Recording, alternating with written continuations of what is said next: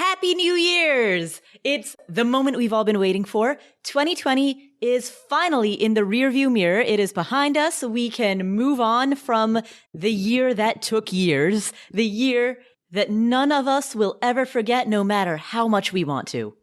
My name is Paula Pant. This is the Afford Anything podcast. You are listening to PSA Thursday, which is a weekly-ish bonus segment of the Afford Anything podcast in which we talk about how to handle life in the year 2020, and I am so happy to say that that premise is now obsolete because we are heading into 2021. If you are new to this podcast, here's the deal. The PSA Thursday episodes, which is what you're listening to right now, are absolutely nothing like our normal episodes. They have no intro music, no outro music, no production value. They're intentionally kept ad-free. We keep each show very short and hyper-focused on one incredibly specific topic. Something that's actionable and something that relates to the circumstances of 2020, which we no longer have to deal with as of finally. If you are a new listener to the Afford Anything podcast, just know that the episode that you're listening to right now, this PSA Thursday episode, is not representative of what we normally create. So please search through our archives, listen to some of our quote unquote normal episodes. That will give you a much better sense of what we do around here when it's not a PSA Thursday. In today's episode, we're going to talk about looking to the year ahead. And I want to invite you to join me in a 31-day challenge that we have been putting together, a 31-day challenge that is geared towards kicking off the year 2021 with fresh energy and inspiration. So during our 31-day challenge, this is what's going to happen. If you join this challenge, which is totally free, you'll get a daily email that contains one key lesson or takeaway from a book that we love in the areas of finance, psychology, entrepreneurship, or productivity. You will get one question related to how you can apply that lesson to your own life. And you will get one daily challenge, one action that you can take that will directly relate to that lesson. So one idea, one question, one action, all stemming from key takeaways from books related to money management, psychology, mindset, productivity, habits. You'll find all of this in our free 31-day challenge, and you can sign up for free at affordanything.com/31-day challenge. That's affordanything.com/31-day challenge. It is a powerful way to start 2021 with support, with encouragement, with guidance, with fresh momentum. So let's talk about what you are going to encounter on the first 5 days of the challenge. That's what we're going to cover in today's episode, beginning with day one, where we talk about the fact that the start of a new year is symbolized as a new beginning. And people, myself included, have a powerful urge to start fresh, clean slate, blank page. We now have the opportunity symbolically and motivationally, we have this opportunity to make a good go of it, to rise to the level of our ideal selves. But here's the problem. We often want to take on too many things. We want to lose 10 pounds and learn a foreign language and drink more water and boost our income by an extra 20% and watch less TV and read more books and start running and start lifting and plant a vegetable garden and. And the list goes on and on and on. And then December 31st rolls around and we haven't done any of it. So why? And what can we do about this? Now, this question, the question of how to translate motivation into action, how to transition from idea to execution, that is fundamentally an issue that has plagued mankind since the dawn of civilization. So this is not something that we're going to have fixed before lunch, but there are a handful of practices that have been shown to help. And one of those practices is ruthless elimination. Because the thing is, when we try to pursue too many goals, when we fragment our attention and our energy, dissipating our incredibly limited reserve of effort across a wide spectrum of new activities, we tire out before we make notable progress at any of it. Scattered attention, scattered energy leads to no forward momentum, no forward progress. And so the solution can be to reduce your focus down to one goal at a time. Pursue this and only this goal for a prescribed period of time, maybe 30 days, maybe 60 days, or until it's gelled as a habit. And then, and only then, are you ready to move on to the next goal. This is the central idea behind a book called The One Thing, and we are interviewing the host of the One Thing podcast on our New Year's Day episode. And the central thesis in The One Thing is that chasing too many goals simultaneously increases the likelihood that you won't follow through with any of those goals. So to improve your odds of success, you want to focus on one goal at a time. And in order to choose that goal, ask yourself this focusing question. What is the one thing you can do such that by doing it, everything else will become easier or unnecessary? We're going to elaborate on this idea on our New Year's Day episode, which is the episode in which we interview Jeff Woods from the One Thing podcast. But if you want to jump straight into taking action right now, write out an answer to that focusing question. What is the one thing you can do such that by doing it, everything else will become easier or unnecessary? Write out your answer and then make a specific plan for how you're going to begin doing this one and only this one thing. And within that plan, figure out what you're going to give up, what you're going to eliminate in order to create time and space for this new thing. So, taking a look at your list of resolutions and narrowing those down to one primary thing that you are going to focus on for the next 31 days, that is your challenge in day one of this 31-day challenge. All right, day two. Think about the tiny actions that are associated with achieving any goal. For example, the goal, or truly the result that you're going for, might be to lose 10 pounds, but the daily tiny action is to skip dessert and to take a 20-minute jog. That's what you can do today in service of the bigger result that you're trying to achieve of losing 10 pounds. That's one example. Another example is that your goal, the result that you're going for, might be to save an additional 5% of your income. But the daily tiny action right now is to cook dinner at home instead of ordering restaurant delivery. That's what you can do in the span of the next 30 minutes in order to be in service to that end result that you're trying to achieve. So it's easy to see that there's an ultimate result that you want and that there are many daily tiny actions that you can do in service of that. But here is the problem. Taking those daily tiny actions relies largely on willpower.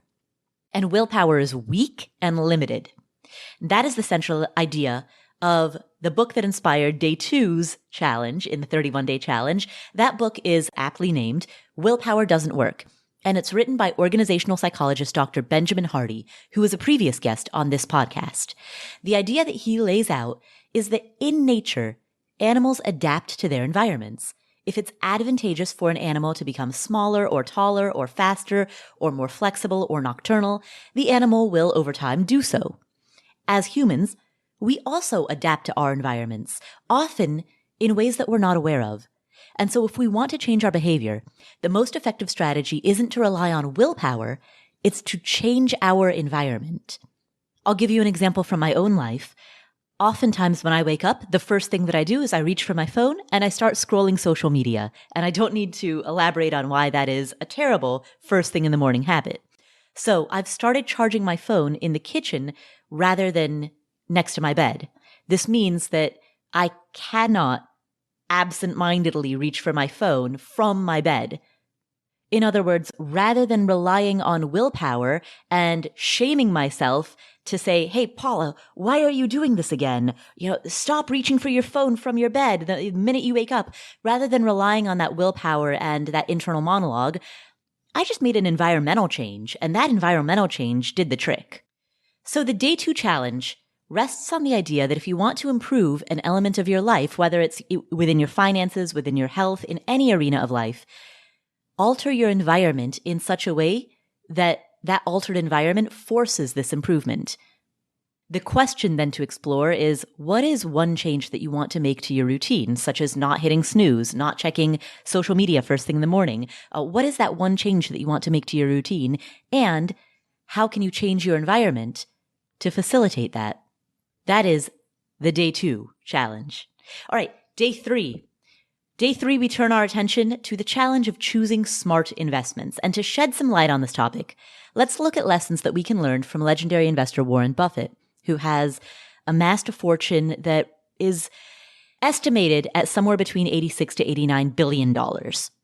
Now, Warren Buffett states that his role models in the investing arena are Benjamin Graham and Philip Fisher, each of whom are respectively known for popularizing value investing and growth investing.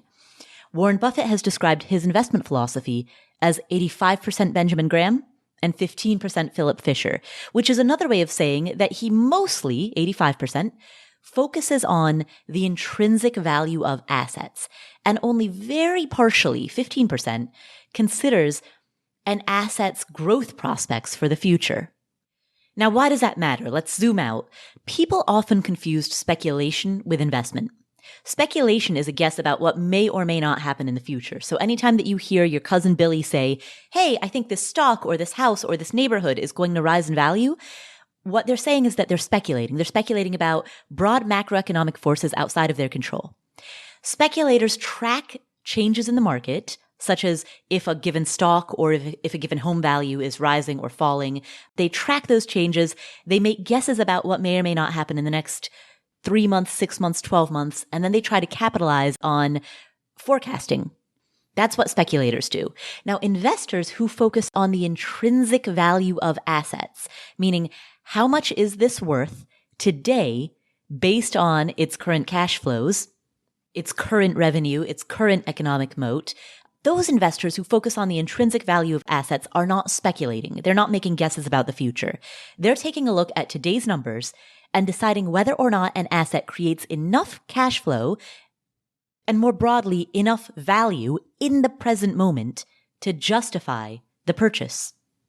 And so if the central thesis of day 3 of the challenge is to learn the difference between speculating and investing, then the question that stems from that is, what are your investing goals for 2021?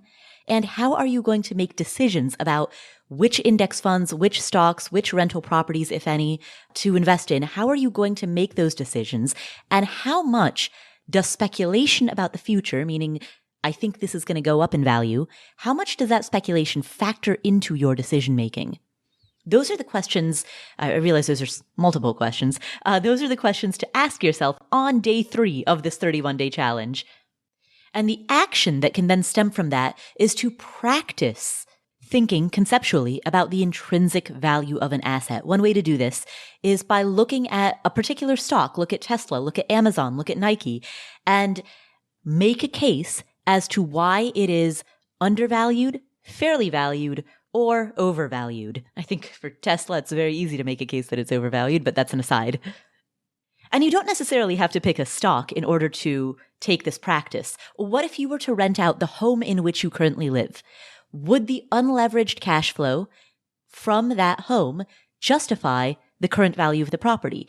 This is a thought exercise. I'm not advocating that you rent out the home in which you currently live, nor am I advocating that you buy any one of those given individual stocks. This is simply a thought exercise, a practice that you can undertake that is very quick. It's 5 minutes, but that gets you into the mindset of thinking about a given asset, any asset of your choice, not based on the framework of what it may do in the future, but rather based on the framework of what it is doing right now and whether or not its current price is justified by its current performance. And so, encountering that idea and thinking about how to apply it to any asset that you're looking at, that is the day 3 challenge of the 31-day challenge. Day 4, you probably feel time crunched. There is so much more that you would love to do, but where would you ever find the time? Let's explore this, because there are 168 hours in a week. So let's assume that you work for 45 hours a week. Let's assume that you are not a remote worker and you spend 10 hours a week commuting, or perhaps you spend 10 hours a week driving your children to childcare or to after-school activities, right? So you work 45 hours, you are in your vehicle behind the wheel for 10 hours a week. You spend another 10 hours a week getting ready, brushing your teeth, ironing your clothes, showering, putting on makeup. Let's assume that you sleep a full 8 hours each night, which is 56 hours a week. Let's assume that you spend 10 hours a week cooking and cleaning, and then another 10 hours a week exercising. If you add all of that up, there are still 27 additional hours per week unaccounted for out of a 168-hour week. And that's assuming that you get a solid 8-hour night of sleep and that you work out 10 hours a week. Even under that set of assumptions, that still doesn't add up to all 168 hours.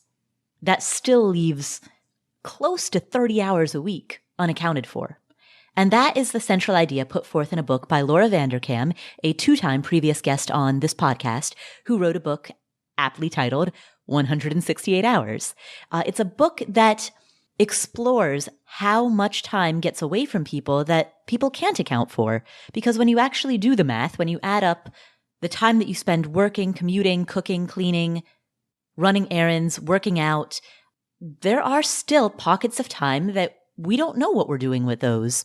And the best way to figure out where that time is going, and by doing so, to optimize that time, is through the practice of time tracking. So every day for a week, write down exactly what you're doing in 15-minute increments. And if doing this for an entire week feels like too much, try it for just one day. Jot down what you're doing in 15-minute increments all day throughout one day. How are you actually spending your time, and how does this align with how you thought you spent your time? How much time do you ultimately spend on social media, or zoning out, or puttering around, or watching TV, or binge reading articles on the internet? I mean, gather this information by virtue of time tracking so that you can see how the way that you spend your time reflects or doesn't reflect the way that you think you spend your time. This is essentially the budgeting equivalent of time management. Oftentimes when people are first getting started with money management, they're often advised to take a retroactive look at how they spent their money over the last 30 days, because often how people think they spend their money and how they actually spend their money are two wildly disparate sets of data. And if a person is new to the world of money management, it can be eye-opening to look retroactively at how you've spent money over the span of the last month and see all of the ways in which the way you think you spend differs from the way you actually spend.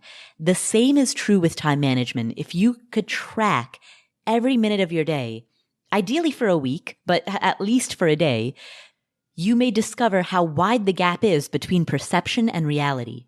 And so that is both the idea and the action associated with day 4 of this 31-day challenge.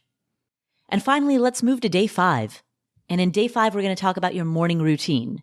And the moment I say the words morning routine, I'm betting that you have one of 3 reactions. You're either thinking, oh yeah, my morning routine is dialed in and it's optimized. Or you're thinking, mine is decent, but it could be better. Or you're thinking, morning routine, yeah, that's funny. But here's the thing. Nearly everybody has a morning routine. Even if you wake up at 4:30 p.m. and you watch The Simpsons and scroll your phone for 45 minutes, you still have a wake-up routine. It's just not one that you designed. It's not intentional, and it's probably not the routine that you particularly want. It's probably not a routine that sets the tone for creating the best version of you. Now, with that being said, a lot of the information that's out there related to morning routines can be stressful. The purpose of a morning routine is not to add to your already high stress levels. It is not meant to build out your to-do list or to pile even more guilt onto a growing, gnawing sense of inadequacy. Like, great, I'm supposed to have a morning routine. That's just one more thing that I'm failing to do, right? The purpose of having a morning routine is not to add to your to-do list or to add to your stress levels or to add to the things that you feel guilty about. And a morning routine is not something that needs to be run with military precision. You don't need to meditate for precisely 8 minutes and then spend 11 minutes brewing butter coffee while bullet journaling while also knocking out your daily quota of push-ups. Drop the guilt, zoom out, and ask yourself, what is the purpose of a morning routine? And fundamentally, the purpose is to nurture your mind and to nurture your body so that you can set a tone for a good day. We know that most people, and we can elaborate this on a podcast episode that we previously did with Daniel Pink, who talks about how energy and attention ebbs and flows throughout the day. We know that for about 80% of people, you're capable of some of your best work in the morning. So in the morning, carve out time to do at least one important thing, whether that important thing is writing or coding or some type of, as Cal Newport would call it, deep work on any project. Carve out that time in the morning. And in order to carve out that time, prep for your morning routine the night before so that in the morning you're not harried trying to iron your shirt or pack the kids' lunch boxes or set up for the day. And if you do that, and if you also incorporate something that nurtures your mind and your body in the mornings, like some exercise, some meditation, even some stretching, you may find that your focus improves. But in order to make this happen, consistency is key. Otherwise, much of the value is lost. And that's where we get into the routine part of the morning routine. And so with that kind of basket of ideas, the challenge for day 5, it starts with the question, what is one new habit that you want to incorporate into your mornings? Or conversely, what is one current negative habit that you would like to eliminate from your mornings?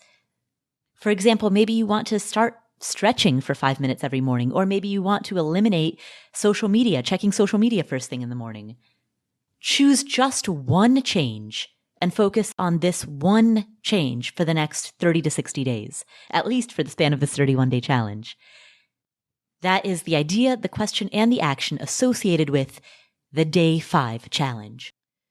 So that is an overview of the first 5 days of the 31-day challenge. And remember, the 31-day challenge for a stronger 2021 is this free challenge that we are doing in which every single day we're going to send you an idea, a question, and an action that can help you succeed at managing money, investing, building stronger habits, staying productive, and understanding your mindset and success psychology. So it's a powerful way to kick off the year 2021. I invite you to be part of this journey with us. affordanything.com/31-day challenge is where you can go and sign up. It's completely free. And it is a powerful way to start the new year. So come get involved with this community. Come be part of this journey. And happy 2021. It's momentous. I mean, I understand that from a purely rational perspective, there is nothing about this particular rotation of the Earth that makes it different than any other rotation. I understand that a sequence of any given 365 days is not made special by some man-made construct. But at the same time, symbolism is powerful. And to the extent that symbolism creates the motivation that leads to taking further action, which then creates the self-fulfilling prophecy, that is the power of New Year's.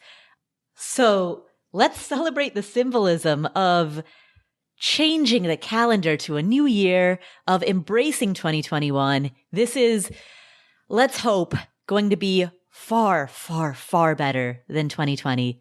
And let's come together as a community, support one another, encourage one another, and challenge ourselves to become better versions of ourselves in however each one of us define that.